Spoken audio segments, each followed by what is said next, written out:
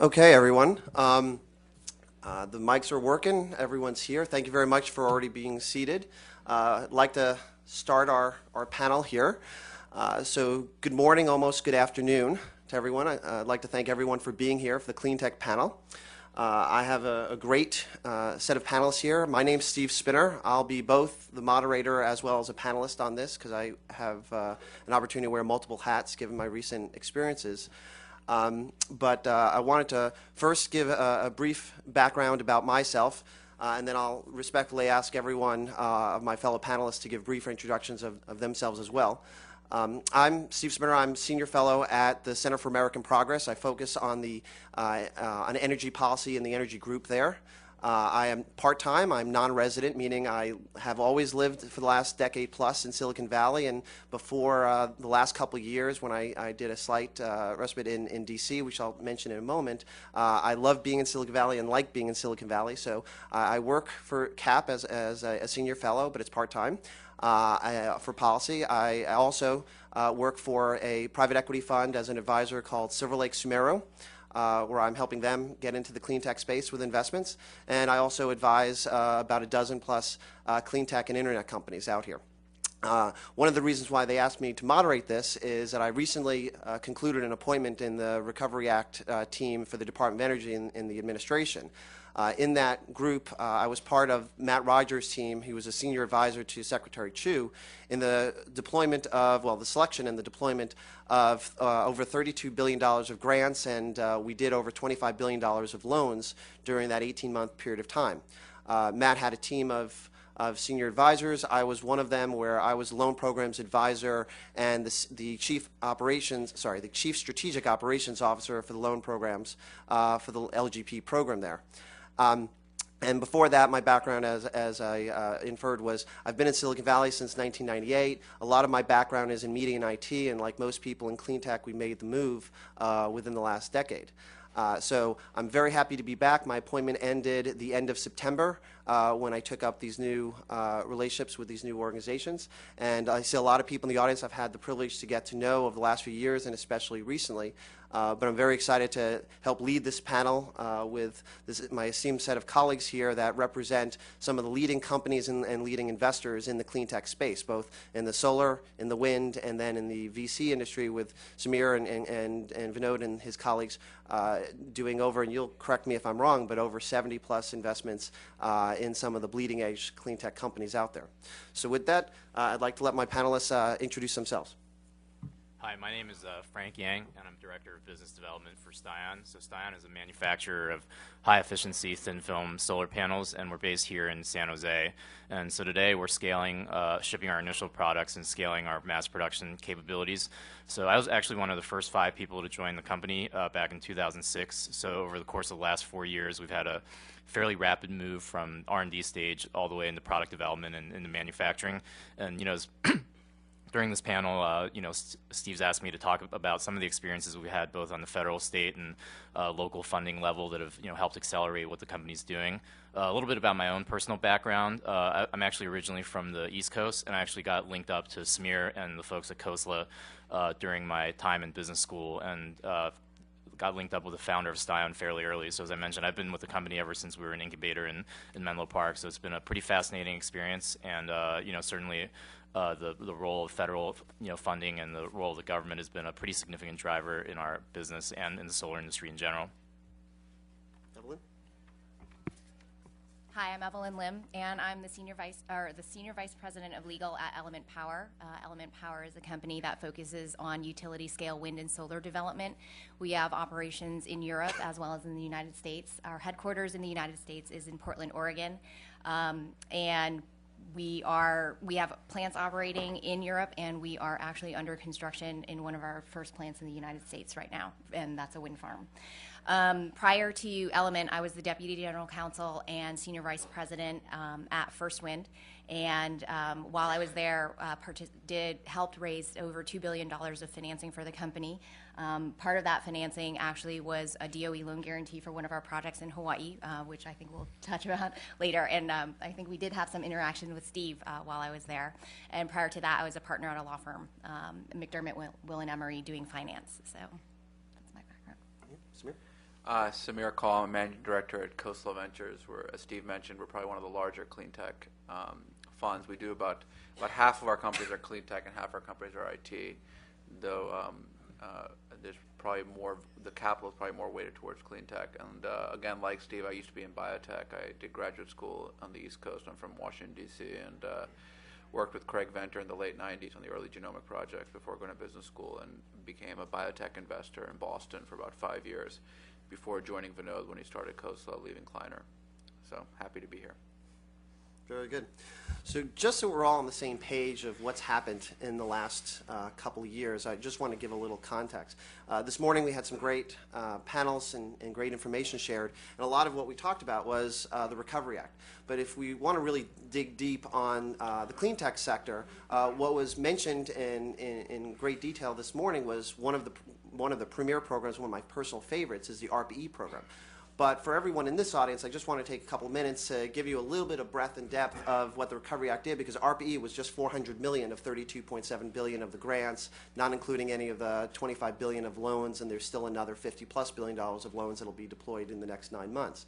So very, very simply, the Recovery Act, as everyone knows, was $787 billion stimulus program. 1/3 of it was designed specifically for laying the investment and infrastructure for innovation going forward. So if you take 1/3 of that, the 32.7 plus anywhere, depending upon which point in time, $2.5 billion to $6 billion for loans, the Department of Energy had a plus or minus around $35 billion of that 787, the 1/3 of that for their efforts here. But it was not just in one program, not just for one technology, and certainly not just one set of investment vehicles. It was a whole set where the Congress, in their great intelligence, decided, in their great wisdom, decided to say that, recognize as appropriate for anyone that's in this room, that different companies are typically at different stages of their development. And it's really not appropriate to only fund one stage when there typically has not been enough investment capital in the sector to begin with.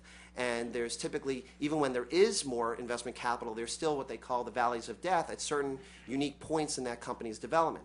And so with that wisdom, they said, okay, we don't want to pick winners and losers. We want to let the markets determine that. We want the technologies to prove themselves out. But what we want to do is we want to have a range of programs that appropriately hit the companies at the right time in their appropriate development sector, and let everyone that is interested in applying to apply at that particular time.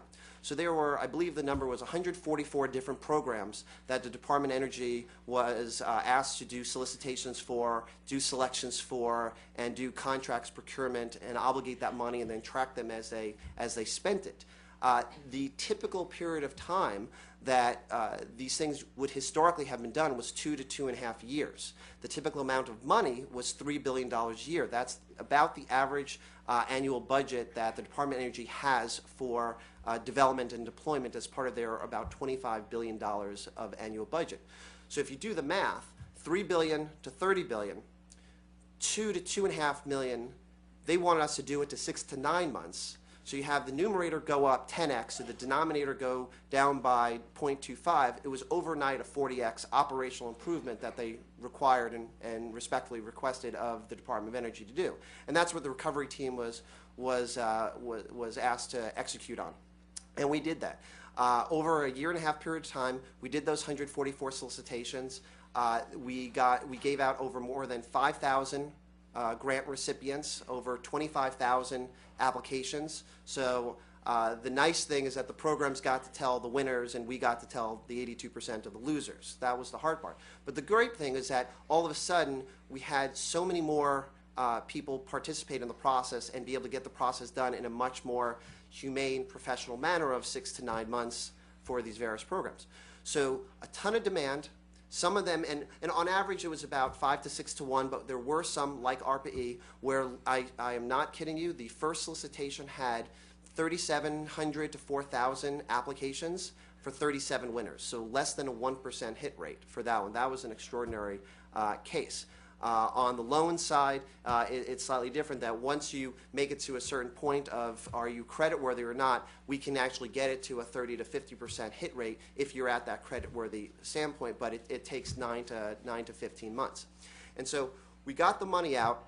The $32.7 billion by September 30th of this past year on the grant side was fully obligated, so it was in the control. The contracts were done through procurement for access on a monthly basis by the recipients. And the recipients then were asking for that money and spending it on a monthly basis to plan, which is about a steady state of about $800 million to $1 billion per month, and that you take that out for 3 years, and that's the $32 billion of money out there.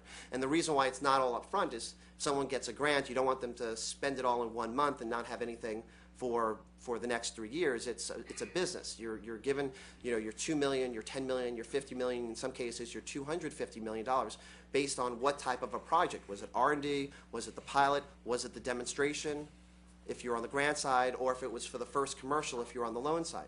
So the funds were appropriately sized based on what the needs of that company and project were and where they were in their point of development. But the part that we're all most proud about is that for the first time ever, there was a programmatic effort to make there be what they call a cost share. On the grants, the difference between grants and loans is pretty obvious. Grants are money that goes out that's not to come back. A loan is a loan, like everyone else thinks of, money to go out that is to come back. But grants, what we did is we didn't only want to do a one-time only infusion of capital into the market, into a market that is a cornerstone of the president's administration policies, but have it to be a one-time only effort. And as everyone knows, overnight that $30+ billion made the Department of Energy, even though they're not taking equity stakes per se, essentially the largest VC in the world in the clean tech space. They didn't only want it to come from government. It was really important that not only should investors come in, but also the financial institutions outside of investors should get off the sidelines and help that industry recover as appropriate in their respective points in the market as they participate. So on average, each program had about a 50% cost share. So if I gave a $5 million grant to a company, before they could actually get that money and have that procurement contract concluded, they had to raise $5 million of private capital as well. And so that, depending on the program, was 50% in some, 30% in others, 70% in others. That $32 billion yielded more than $100 billion of capital that went into the clean tech space. And so that's the part that we were most pleased with, not because only of the capital infusion and the matching on the private sector side, but also for the immediate overnight transparency between the entrepreneur that's seeking funds and the investor that wants to give funds. Typically, historically, there's been a dance. If you're an entrepreneur, when, how long it takes, et cetera, you want to position yourself for when you're seeking funds. And on the investor side, and I don't mean to get chuckles from my panelists here on the panel, there's a dance on the investor side of who they're meeting with, what's the process, how long it's going to take, and so forth. And some of these things can take a protracted period of time. What we really wanted to do is make it completely transparent, where everyone knew who the grant recipients were. That was made public when the selections were made. Everyone knew it. And everyone knew that those recipients needed to get money in order to get the deal done.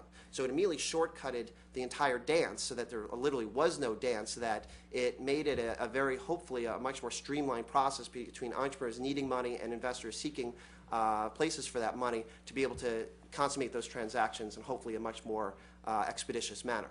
And so those funds, those programs are now done. We're back to the base programs, which is that $3 billion. The budget for next year hasn't been agreed upon by Congress and so forth. You can just hope that there will, there'll be the continued resolution, and then ultimately that it will be approved, and that it'll be, for the most part, what it historically has been, plus or minus around $3 billion, plus having RPE, which was a new program just for the Recovery Act. So it's not part of the historical base budget, have RPE covered going forward. And as everyone heard in December with the tax extenders, that 1603, the investment tax grants, was extended one more year. So that gives projects in the renewable energy space that one more year to be able to qualify and be able to get the 30% back on the investment of the upfront investment tax grants. So from an overview standpoint, I just wanted to kind of have everyone understand what these last 2 years hopefully accomplished, and many of you in the room, I know some of the members on the panel here, were direct recipients of that, and I hope you're costing and you're spending the money as appropriate.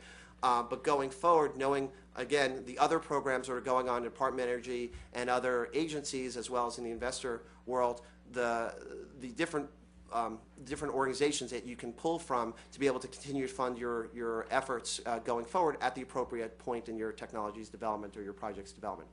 So just that's how I wanted to start.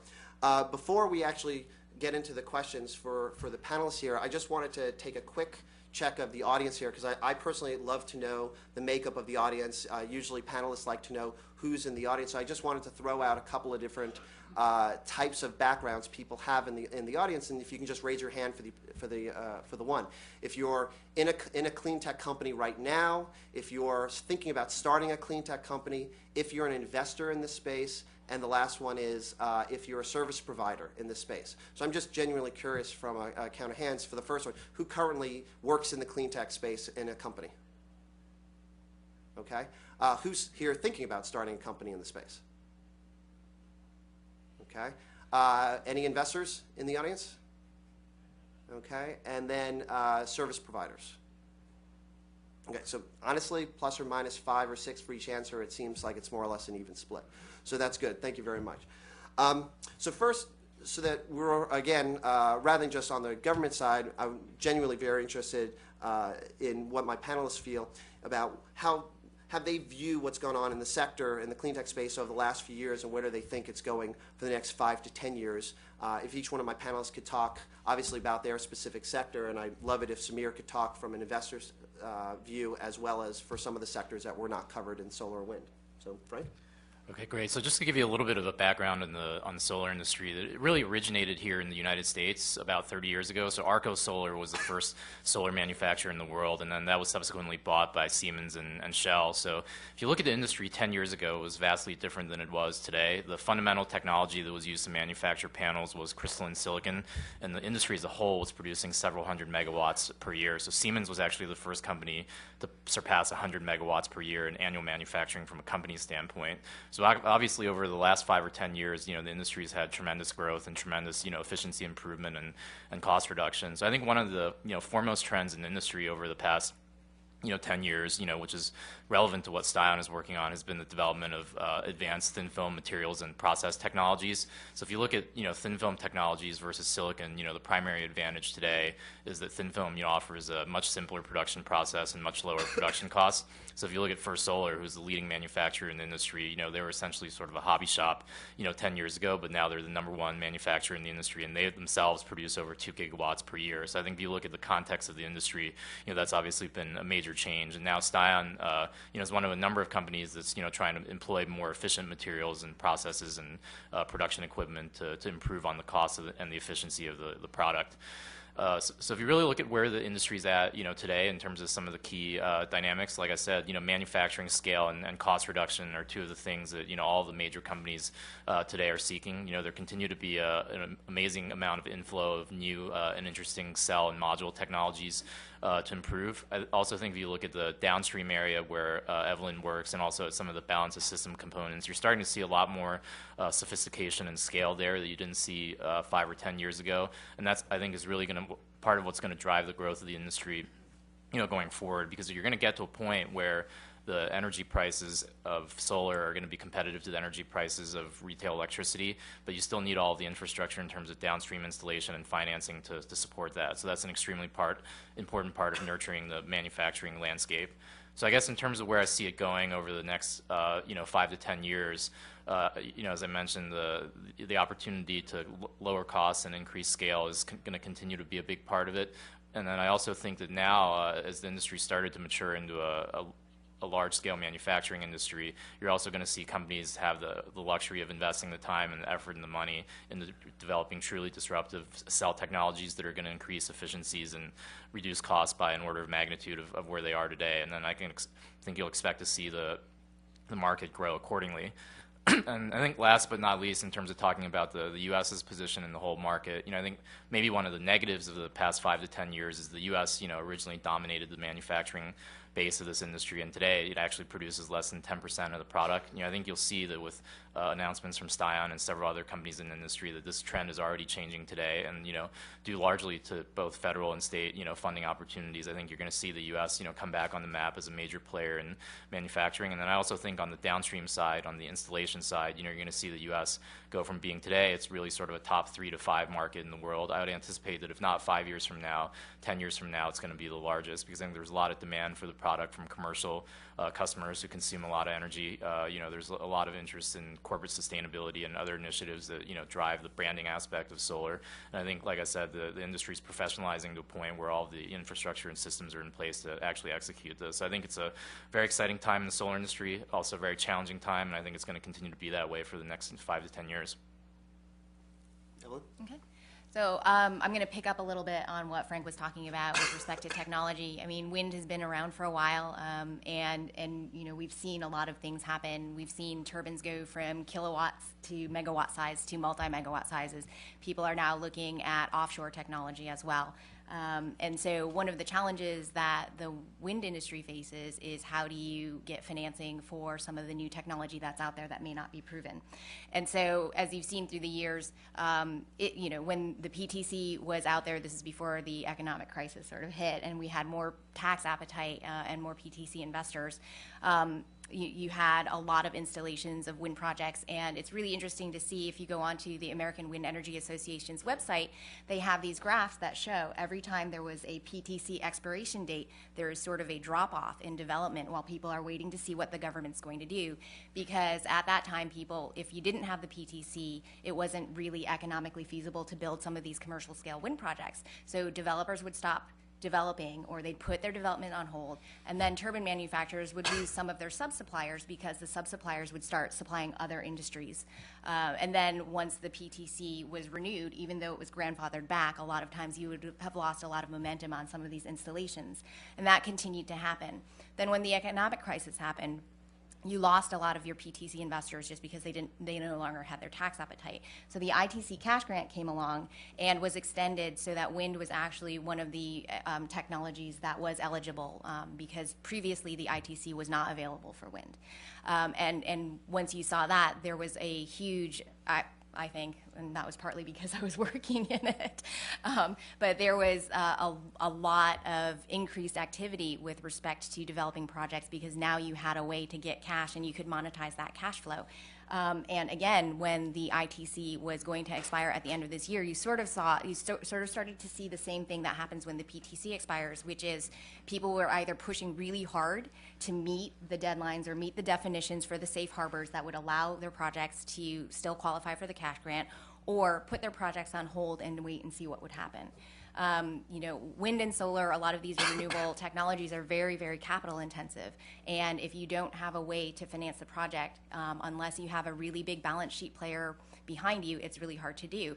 And one of the things that you were seeing in the industry a couple of years ago are a lot of the independent power producers were being bought by a lot of utilities, and most of them were European, who were trying to break into the U.S. market. And so you would see some of the smaller wind companies, independent wind companies, be bought up by Iberdrola or other larger utilities. And so it's been interesting to see the change in the environment, the change in the way that people look at financing projects, because there are fewer IPPs out there.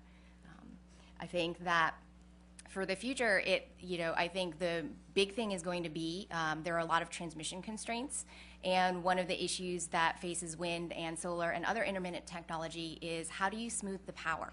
How do you make it less intermittent? It's really hard for a lot of these utilities, and particularly in my experience working in Hawaii, where it's an island grid, it's a little bit older, and it's probably a little bit more sensitive to when energy falls off. Some of these utilities are more hesitant to accept bids from intermittent technologies, regardless of the fact that there are RPS standards out there in certain states. And so one of the things that First Wind had done was work with a battery energy storage company, and that was part of the whole Kahuku project that they did. And the goal there was to find a technology that would help you be able to, basically when the wind falls off, or your electricity just stops. So what they were trying to do is have it, instead of fall off suddenly, have it sort of smoothed down so that the traditional energy sources could ramp up without having a huge loss of power. Because the last thing that people want is, if you're relying on wind, let's say it's night and the wind is really blowing and your energy is being supplied by wind, the last thing you want to do is have the wind stop and have all the electricity stop and have 2 hours before your traditional turbines heat up and produce electricity. So that's one of the big challenges that I see, and I think that the programs like the DOE Loan Guarantee Program, that is, the government is willing to take the risk on some of these new technologies, and that helps show some of the lenders and other financial institutions and tax equity investors or other investors out there that these are things that can be financed and that there are risks that can be addressed. And so as we move towards that type of an atmosphere, I think it helps stimulate some interesting technology. And there was another thing that I wanted to say, and I forgot, and I'm sure I'll remember it. You'll in a remember it second. later. Yeah. Samir, how's the VC industry looking? Better than '08, but so that's good. No, in all seriousness, I think like when you get into any new industry, frankly, when we started investing in clean tech in '05 and '06, we didn't really know what we were doing. We were biotech investors, IT investors, who then would move towards something that felt comfortable. I'm a biochemist by training. I liked biofuels because I could understand a little bit, at least, on the technology. And you saw a lot of IT investors in Sand Hill Road start to invest in things in batteries and solar because there were semiconductors and materials, and they kind of got a grip on it. I think we've moved now, after 4 or 5 years of doing this, into more, not necessarily investing in what's comfortable, but what actually makes a lot more sense. And so we could talk about some of the areas outside, and I think there's still a lot of money to be made in wind and solar, but I think there are people on the panel who are much smarter about it than I am. Some of the areas that we've thought about now investing in is making things more efficient. So let's face it, oil, coal, they're going to be here forever. They're going to be here for a very long time. The question is, what percentage of our energy will be dependent on them? And are we dependent on them, or are we going to create alternatives that then the market can allow you to pick? So when I went to Brazil, it's great. You go there and you can buy either 100% ethanol or you can buy fuel that's blended with ethanol. And there's no mandates, there's nothing, it's just pick. And if you look at what that's done to Brazil, it's allowed them to become completely a net importer of oil. And that gives the country great flexibility and the consumer great flexibility into what they want to do. So I'm a big believer, I think bring it all on. Let's look at electric cars, let's look at hydrogen cars, let's look at natural gas. Just put out all kinds of, and the government's job, and I've told a lot of the folks in Washington this, should be to foster innovation across the entire spectrum. The government shouldn't pick what is the right way to go forward. Invest in everything. Look at the most promising people, most promising technologies, and then let the market pick when it comes to scale. What can compete? What are the trade-offs? Because you see sometimes if the government sets too strong a mandate one way, I think the government went very deep into electric vehicles, and I'm a fan of electric cars. But even the most optimistic estimates show that at best by 2020, 5 to 10% of the fleet will be electric. That doesn't make a difference. That doesn't solve our geopolitical issues. That doesn't solve our energy independence issues. That doesn't solve an economic crisis. It doesn't create enough jobs. But I think as a VC, we've started to look at things with those assumptions in mind. So a long way of getting to, we've looked at more efficient engines. The internal combustion engine is going to be here for a long time. If you can develop an engine that's 20 or 30% more efficient, that's 20 or 30% less oil you need to import. That's 20 to 30% less CO2 you put in the air. And it's less money out of our pocketbooks because we're filling up our gas tanks. So it's a win-win. So we've started to look at things like that. Same thing with LED lighting. If you're using 1/10 of the electricity to get the same amount of light, the less recycling, less disposal of light bulbs, that's a big deal. So we've made a couple of investments in LEDs. The other thing we've learned is that people aren't going to change behavior. So we've started to make a lot of investments in drop-in fuels. The notion that people are going to have electric charging stations everywhere, or they're going to have natural gas charging stations everywhere. I barely remember to charge my cell phone when I get home at night. God forbid I forgot to charge my Tesla. I'd be stuck on 280.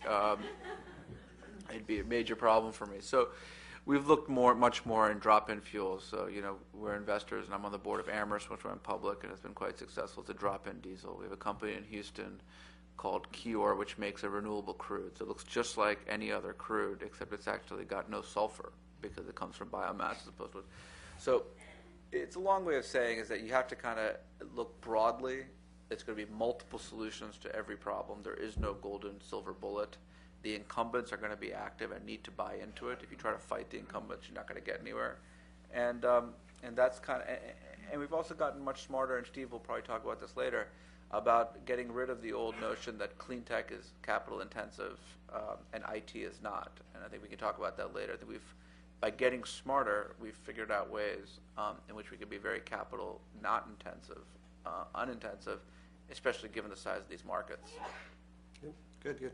And for me, on the later stage side, for private equity, if you take a look at the Recovery Act with that money, that was. Thank you. Yes, and actually, thank you for reminding me. If we can have, feel free during the time to write questions and giving it to the volunteers, and they'll pass it to me real time. And when we get to the last 20 minutes, we'll reserve time for going through some of these audience questions. Thank you.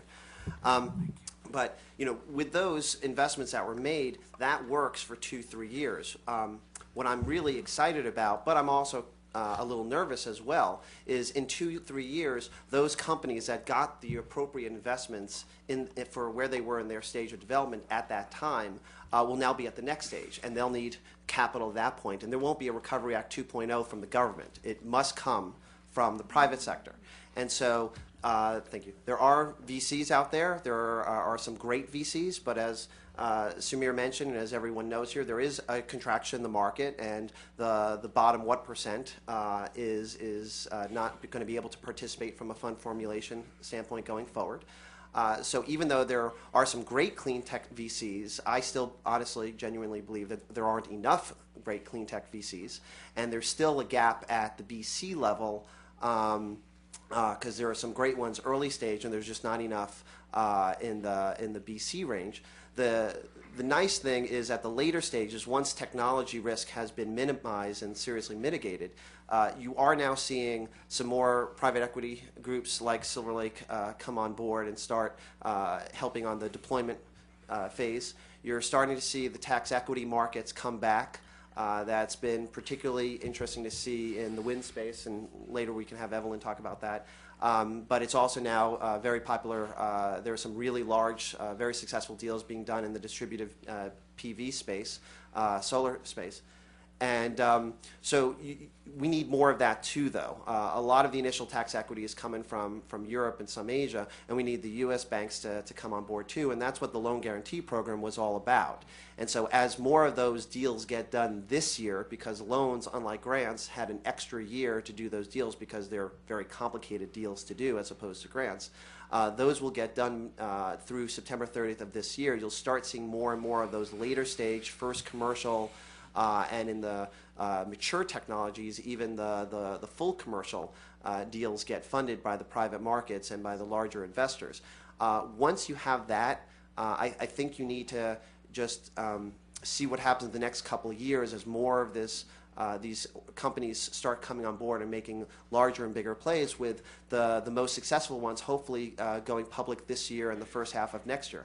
I'm very cautiously optimistic. I think we've got 10 to 15 fantastic clean tech companies out there that'll go public in the next 12 to 18 months. My wife's an IPO partner at Wilson Sonsini, so I see the pipeline of great deals that are on the horizon here. So we'll see, but that's what's needed. For all these great technologies to actually get to the next stages, you are going to need to see the private market step up here.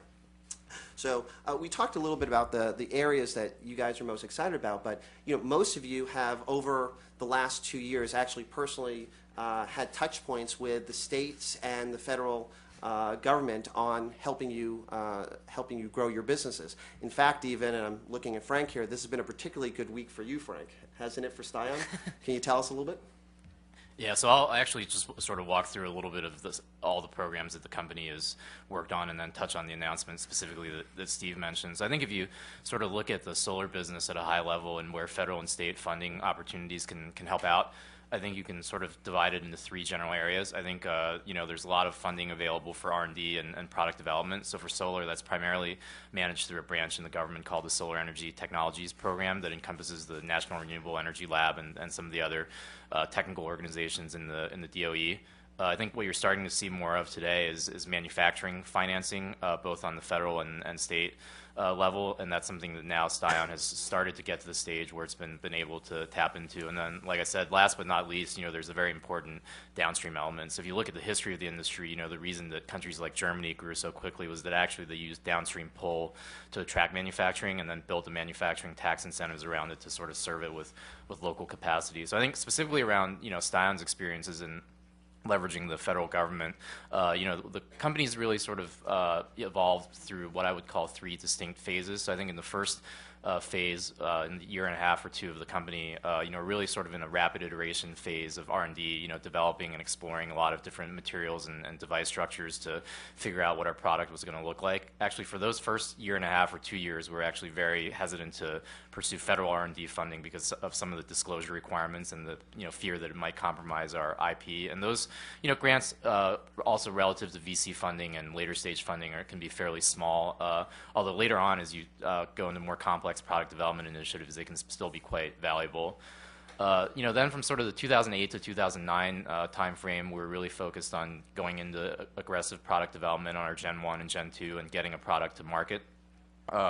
So during that time, we were able to leverage a $1 million grant from the city of San Jose to move into a R&D and pilot production facility there. And the city of San Jose, I think among the cities here in the Bay Area, is definitely one of the more business-friendly and technology-friendly cities. So they've been able to help us get up and running to this phase, fairly quickly. And then, as Steve alluded to, where we are today is we're really in this, race to scale manufacturing, and then also continue to improve our cost and efficiency at the same time. So we've pursued, funding from the DOE. That's still in process, so there's some restrictions on what I can talk about there. But we are looking at the loan guarantee program and have spent, a fair amount of time on that. And then this week, we actually announced a major incentive package with the state of Mississippi to expand production in Hattiesburg, Mississippi, which is about an hour and a half north of New Orleans. So I think this is a pretty significant deal from a couple of perspectives. I think first of all, there are actually only 200 megawatt plus solar fabs, in the U.S. today, First Solar and Unisolar, and neither of those companies is actually expanding production here in the U.S.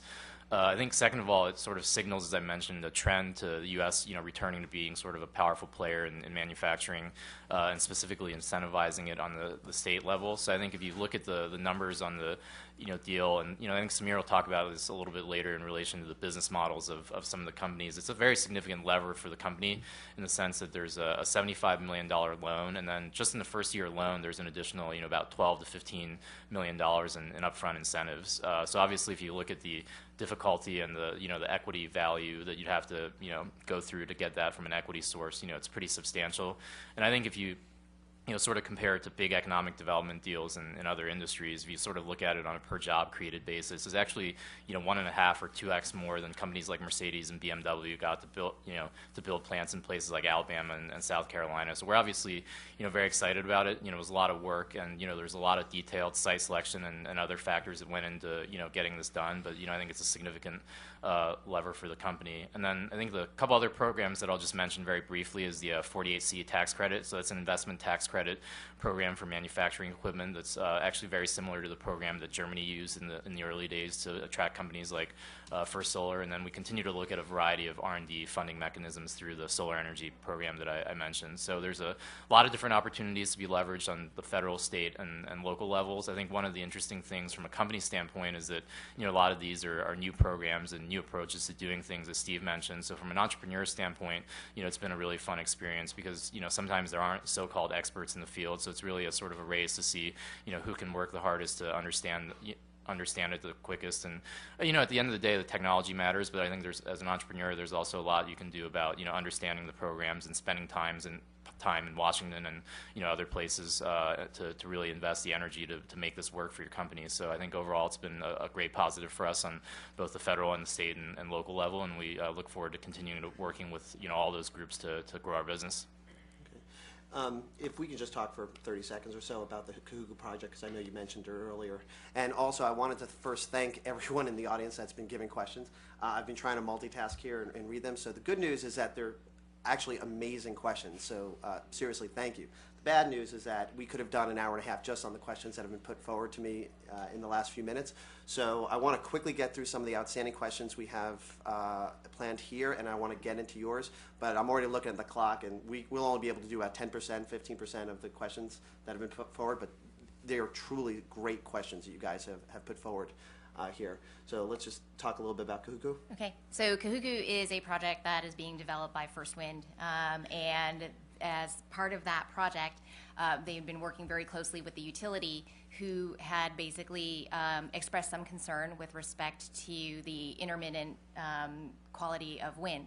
And so First Wind went and spoke to some battery manufacturers and came up with a partnership with one company, Extreme, and they are developing a 10 megawatt battery to help this project. The project itself is a 30 megawatt project. Obviously an expensive project, and it was during a challenging time in terms of raising capital, and we were also using new technology.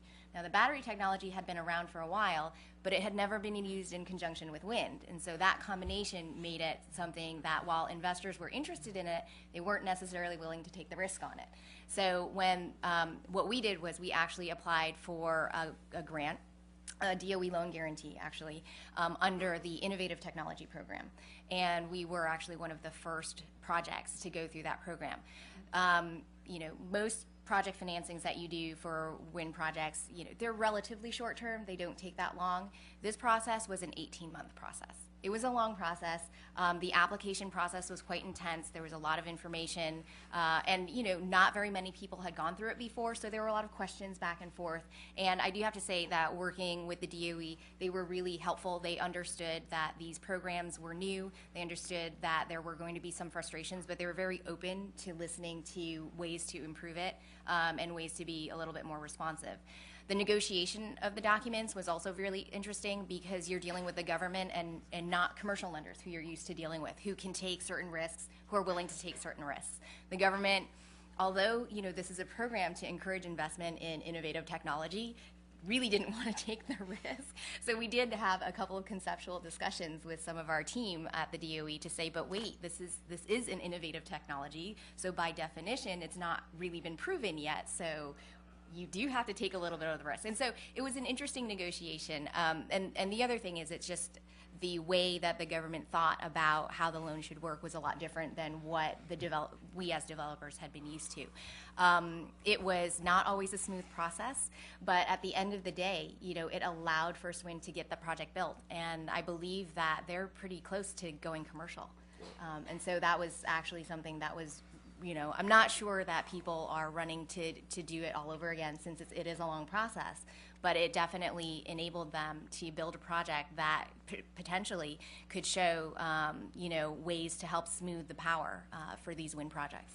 Yeah. The great part about the loan program is that it really does help that later stage, the first commercial and full commercial efforts.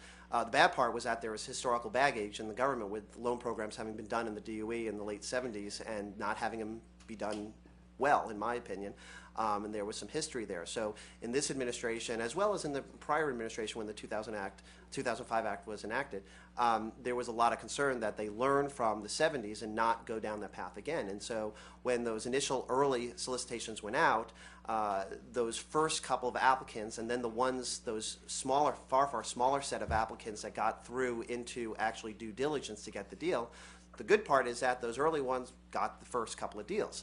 The bad part is that because they had never done an application like this, it had been 30 years since the DOE had built a program like that, and they wanted to be very, very careful on this.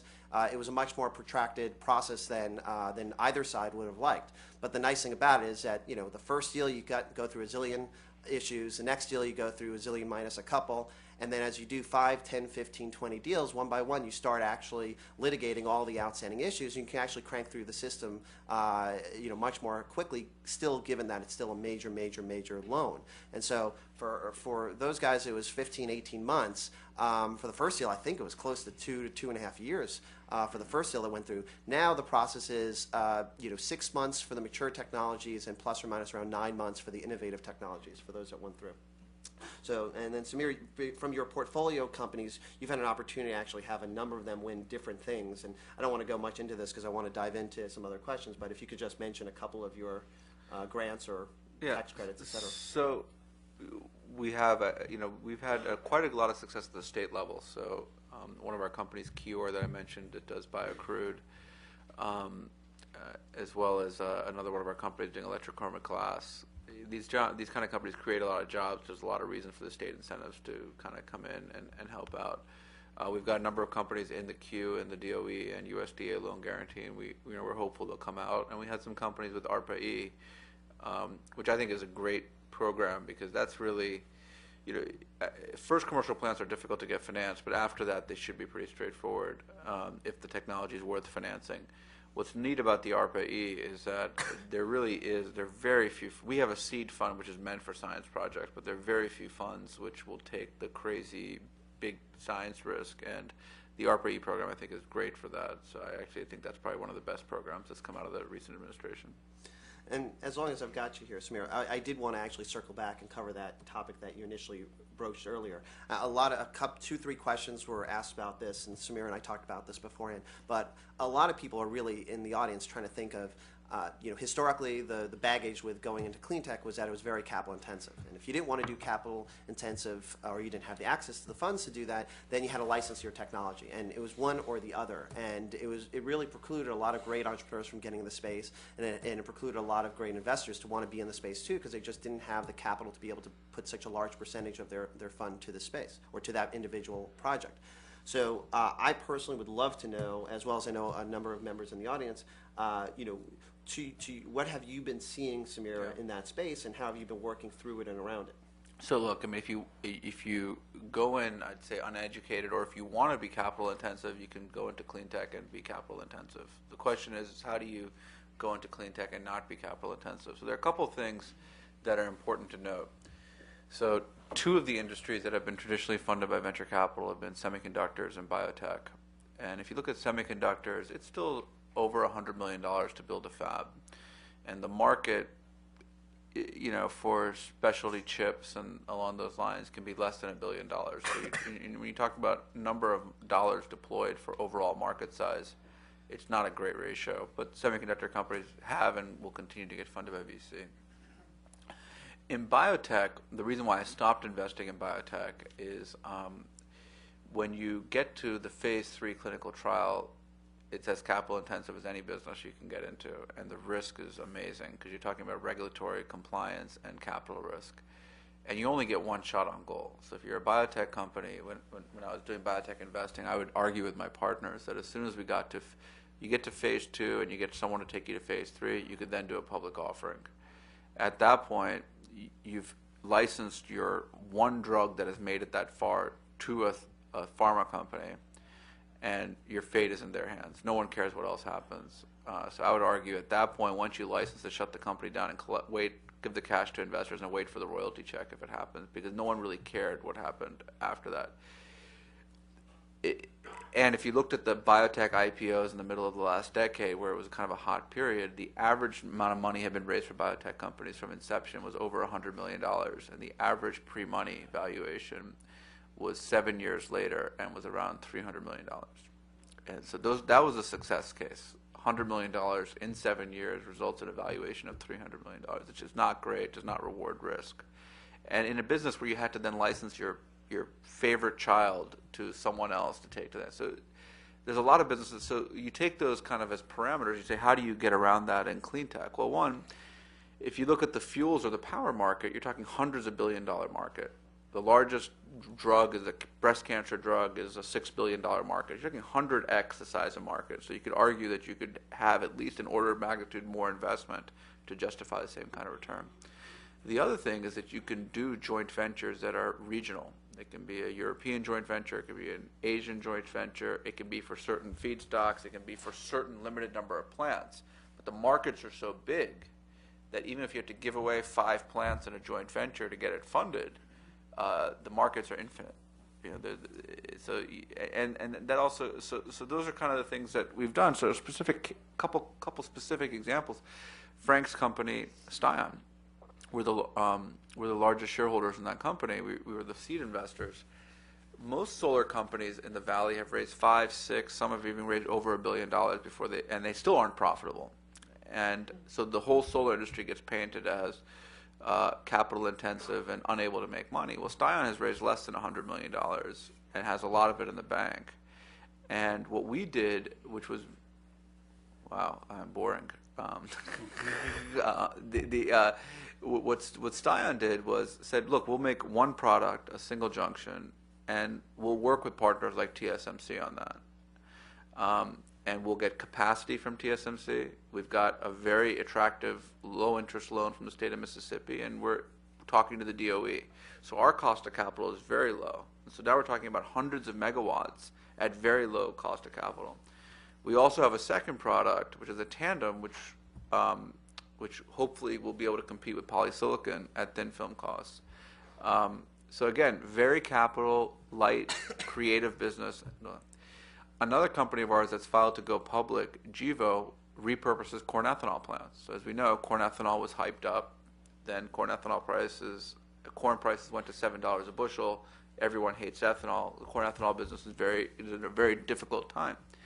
But you've got a lot of stranded capital, and you can do something with it. So you can go and pick up corn ethanol plants at 10 cents on the dollar and then convert them to make higher value drop-in fuels and chemicals and be extremely capital light and address a multi-billion dollar market. So I can go on, but if you look at our companies, as we've gotten smarter, and that doesn't mean early on we definitely made mistakes, but as we've gotten smarter, we've been able to figure out how can you become capital light, whether it be through joint ventures in certain regions, whether it be through using low interest loans, or whether it be through using stranded assets.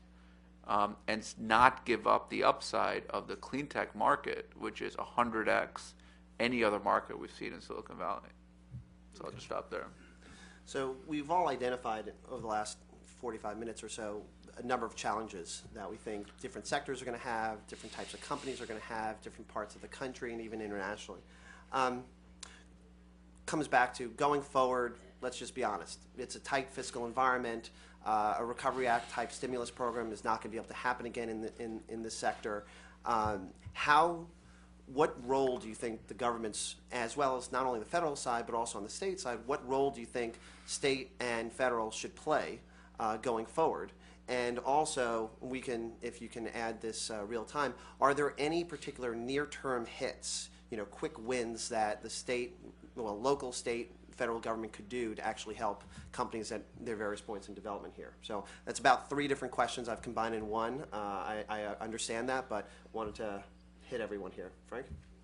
Okay, I think I've talked a lot about Stein-specific experiences, so I'm just going to keep it at a fairly high level. I think Samir touched on a good point, which is that the purpose of state and federal government funding in these types of industries should be to enable things that otherwise couldn't happen solely from the private sector. And certainly in our business model, we've seen a couple of examples of that. So I think that providing leverage to companies that have already somehow proven a capability, I think, is sort of the ultimate story that you're looking for. I think in terms of touch points, I think that some of the touch points are obvious. That obviously in terms of things like the loan guarantee program, you're looking to solve a big capital issue. I think in terms of things like ARPA-E, you're looking to fund technologies that aren't at the stage where they could otherwise be funded. I would say that also not to sort of miss some of the smaller things that really impact the operational aspects of the business. So I think, for example, when we looked in Mississippi, one of the key factors that allowed us to be comfortable with Mississippi was that, not only did they give us, several $1 million set aside specifically for workforce training,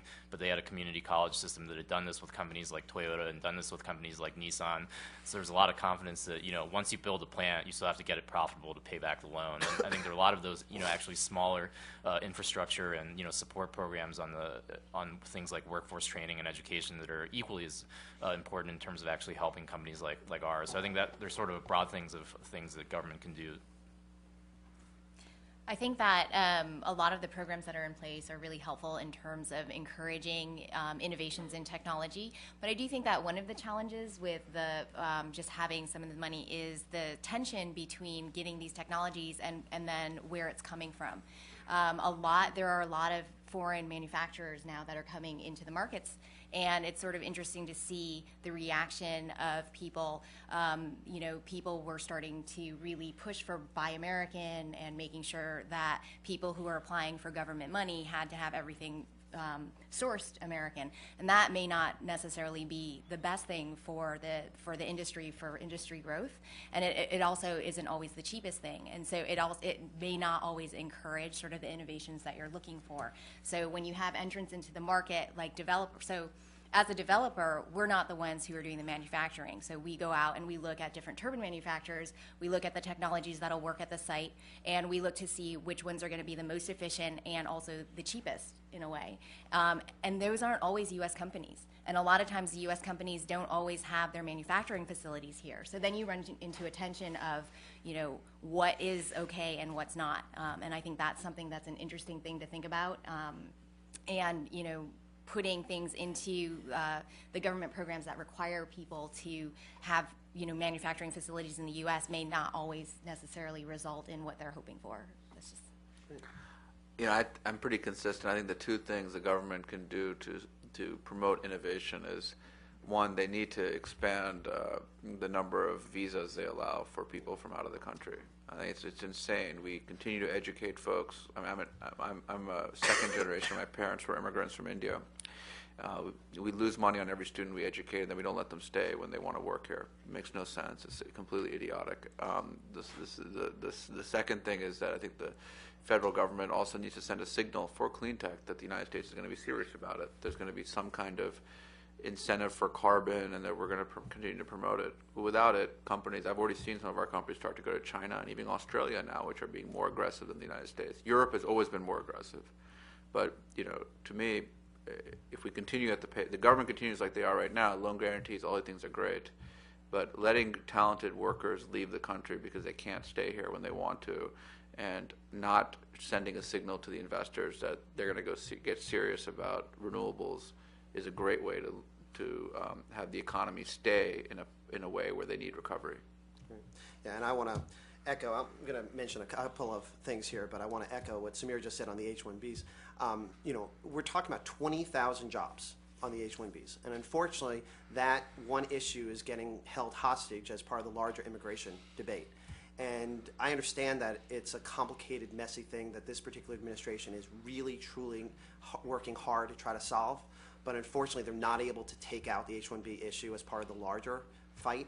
And it's just this can keeps getting kicked further down the road. And what they don't understand is that these simple 20,000 jobs not only could, in the near term, create 200,000 jobs, and in a couple years create potentially even a couple million jobs. It's not only that, is that those same companies, those same entrepreneurs who would otherwise want to stay here, who have every interest in wanting to stay here, are now being asked to go abroad, back to China or India. And it's not just that that's where the opportunity is for them since they're not allowed to be here. It's that those markets are now growing as fast, if not in some cases faster than here. So that's the number one thing that we need to be able to do from an education standpoint here. From a policy standpoint, there are certain things that the government's got to do. They've got to get the budget resolved. They've got to get ARPA-E as part of the base budget. They've got to get loan guarantees past September of this year to make that more programmatic. The goal is to hopefully have CETA, which is the Green Bank, it's another name for it, be officially funded and have it be a revolving fund so that it's not just an every year fight that they already have with the tax credits and the tax grants and so forth. It's that investors want to have visibility. Entrepreneurs want to have visibility. Everyone wants to have it. And with the R&D tax credits, every year it's a fight until December, until it gets approved. And it's very hard to invest in this space. It's very hard to have the guts to start a company in this space, and it's certainly hard to grow a company when you're in the space until you have better transparency and visibility there. And so that all just ties to how much commitment does not just the DC have, but also the states to this effort, because we're focusing on one side of it. The other side is, not having a price on carbon is the other side. And last year was very, unfortunate that there wasn't able to be the large package passed. But there are other things that I know the White House is working very hard, aggressively on to try to focus on this next year that are piece by piece. And so you just have to have both sides of the equation met to be able to have the right demand, supply, pull and push. So, but the other part of it is that people in the audience need to know, and outside these audience, if you're watching this on a stream, that a lot of the onus is actually on you. One of the greatest surprises I had when I came into the administration is I had no idea about some of these organizations that are there to help you. Earlier today, you heard about some of the SBA programs. You heard about some of the tax programs from Treasury. But there are a whole host of others that are, I mean, let me just give you an example of a couple. Exim Bank, which was briefly mentioned this morning, is one I learned, whose sole job is to help you give your foreign customers loans to buy your product abroad, to help you export. That's an amazing untapped jewel that people don't know about, and if they did, they choose not to apply. OPIC, another great organization if you're on the developer side, that they just launched, they've got new fund of funds where they're actually giving investors an opportunity to start a new fund at a 0.5 to 1 ratio. So if you can raise 100 million, they'll give you 50 million on top of that to do projects, energy projects abroad. Commerce, the ITA group in Commerce is one where if you're looking to sell your product, export your product, you can actually have a commerce staff member do research on potential supplier or customers in that particular country that you want to actually export to or manufacture in, but mostly sell to. And so that's just from a staffing standpoint, that's staff that you can leverage. That's not your own. And as I mentioned, SBA going forward, now that they're able to go up to the $5 million cap, that's great, and people should seriously take advantage of it. But the last one is that, we mentioned Mississippi here as an example a couple of times here, but there are a host of other states that are very, very aggressive. There's almost an arbitrage opportunity to talk to different states, to talk about different type of incentive programs, to be able to open your next facility there and do it here in this country as opposed to do it internationally where China is bending over backwards to have you guys do projects out there. To me, this is a national security issue. It's a very, very big deal. And whether it be the government or the states, everyone's got it. The onus is on both sides to understand what's out there, but also you have to go out there and get it yourself. And I probably should have ended with that. I apologize, because there are a bunch of questions here I do want to get to in the last 10, 15 minutes. But, the last 6 minutes. But we've already covered a couple of questions that the audience already had. They want me to end promptly in 6 minutes here. So that was, we've already covered about 3-4 questions people asked here. I'll try to respectfully get to a couple more here. An interesting one that people had, which we haven't talked about here, and I'm not expecting my two most immediate panelists here to respond because it's not in their sector, but I would be interested in Samir, which is people genuinely have an interest in nuclear. And, what do you think is the future of nuclear? Do you think it's big? Do you think it's modular? Do you think it's going to displace solar in the long term? Again, this goes to policy being screwed up. So nuclear makes perfect sense, right? It's clean, it's cheap, and it works. The problem, obviously, is what do you do with the waste? And so we have an investment. We did an investment with Bill Gates in a company called TerraPower, and we're not even talking in the United States. We're going right to China. It'll take us 20 years to get anything permitted for nuclear here.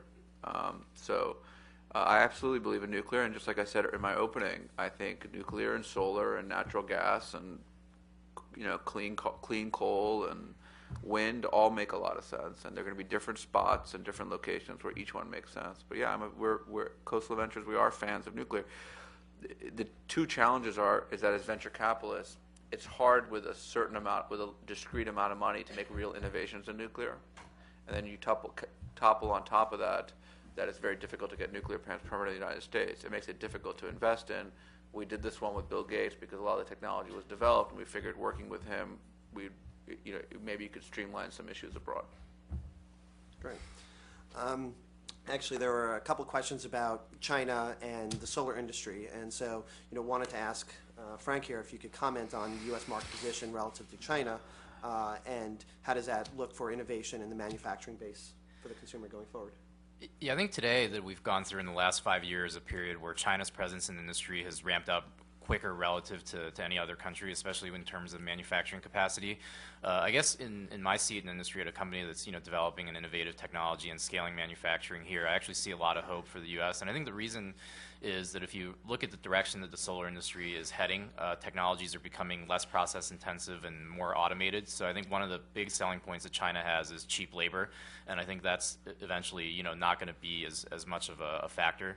And I also think that if you really look at, as Steve mentioned, all the policy implications here in the U.S. and all the recovery programs try to do, that's going to hopefully sort of give us our boost of rocket fuel to become competitive. And I think last but not least, if you look at where the innovation's really coming from an R&D standpoint, that's really in the U.S. And like I said, at some point, you're going to get some truly disruptive technology that nobody foresees today is on the horizon that's going to completely transform the economics of the industry. So whether that's 3 years, 5 years, or 10 years down the line, I would bet, more strongly that the U.S. is going to have access to that innovation as opposed to China, just based on what we know about who's doing R&D and who's investing in technology development in the industry. So I think China's a formidable player in the industry, both upstream and downstream. Certainly expect them to continue that way. But I think the U.S. has a very strong place in the industry as well, and I think it's only getting stronger.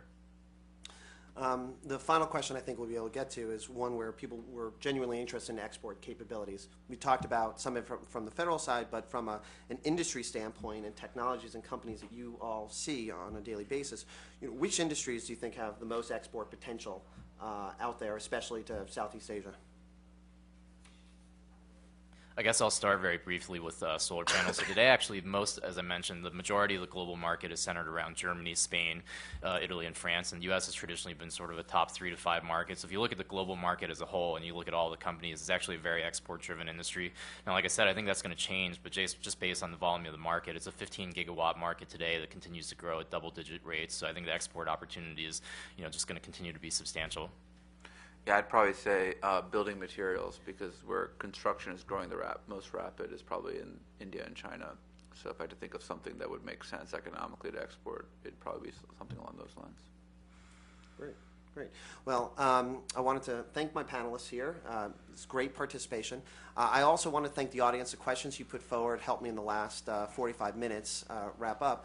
But also, not only the programs that I just mentioned, but especially DOE and all their base programs, now that we've had, knock on wood, such a successful Recovery Act rollout for those selections, going forward, we have every year some great programs in each technology sector, just a smaller funding amount than during the Recovery Act, that people just need to make sure the onus is on them to go to the website, take a look at the different solicitations, take a look at the dates, and the benefit that you have of the Recovery Act is now, rather than it being 2 to 2.5 years, is that now these programs will really get done in about 4 to 8 months, depending upon the program. So you can actually put that as part of your timeline of development on your side, and couple that with financing issues that you have for funding the operations going forward. So thank you very much. I appreciated all the questions, and I appreciate your attendance today. Thank you, team. Thanks, Steve.